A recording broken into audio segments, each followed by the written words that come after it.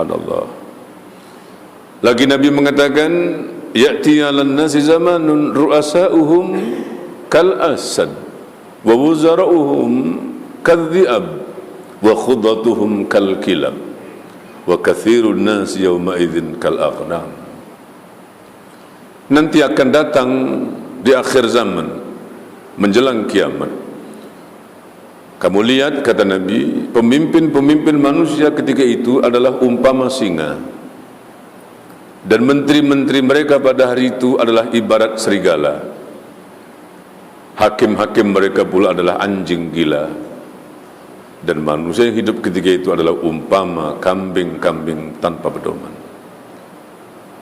Apa mau jadi struktur sebuah masyarakat ya, di mana pemimpinnya bermentaliti seperti mentaliti singa.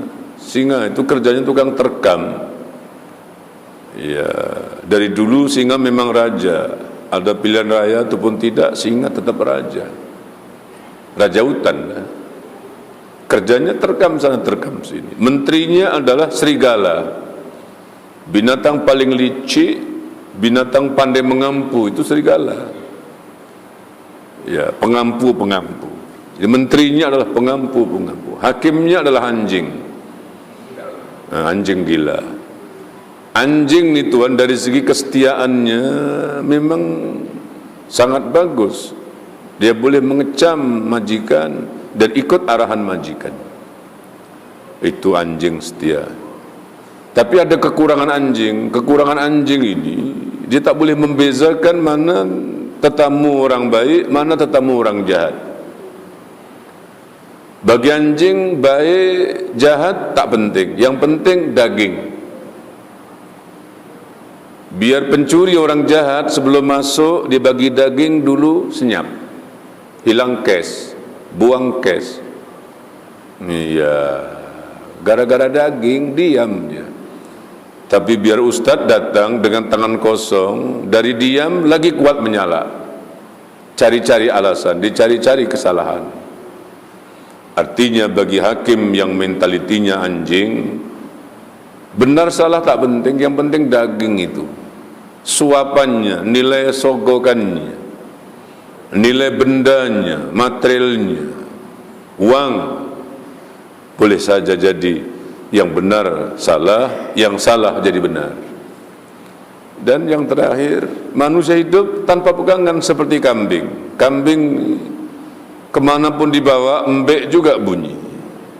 Di kandang embek, di padang embek, di pasar embek, ke masjid embek, ke parlimen embek, disembelih pun embek. Nak masuk kuali pun bunyi lain tak tahu, embek juga. Akhir zaman akan terjadi seperti itu.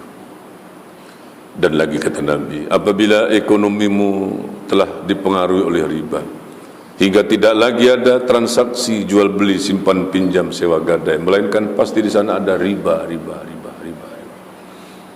Bilangan kaum wanita lebih besar daripada kaum lelaki. Masa berjalan begitu pantas, jarak yang jauh terasa begitu sangat dekat. Ketika itu akan terjadi pembunuhan merata-rata, perzinaan di mana-mana. Ekonomi sebuah negara dimonopoli oleh satu golongan sahaja. Amanah disia-siakan. Zakat dianggap sebagai cukai. Laki-laki tunduk kepada kemauan kaum wanita. Anak-anak derhaka kepada ibunya. Pergaulan bebas merajalela. Anak-anak zina memenuhi jalan-jalan raya. Masjid-masjid sudah dijadikan sebagai tempat pergaduhan. Dipilih pemimpin dari kalangan orang yang paling rosak akhlaknya. Dihormati seseorang karena takut akan kejahatannya. Arak diminum di merata-rata. Laki-laki berbangga dengan emas dan kain sutra. Artis penyanyi disanjung tinggi dan ulama dikeji. Musik, lagu-lagu dijadikan sebagai hiburan. Dan ramai orang yang hidup di akhir zaman berani mengutuk dan menghina para sahabat-sahabat radhiyallahu anhum yang mulia. Orang berbuat ma'ruf dituduh mungkar, dan orang berbuat mungkar dikatakan ma'ruf. Ilmu agama tidak diminati. Ulama-ulama banyak yang dimatikan oleh Allah. Hingga yang tinggal adalah orang-orang yang jahil dia memberi fatwa, fatwanya sesat dan menyesatkan.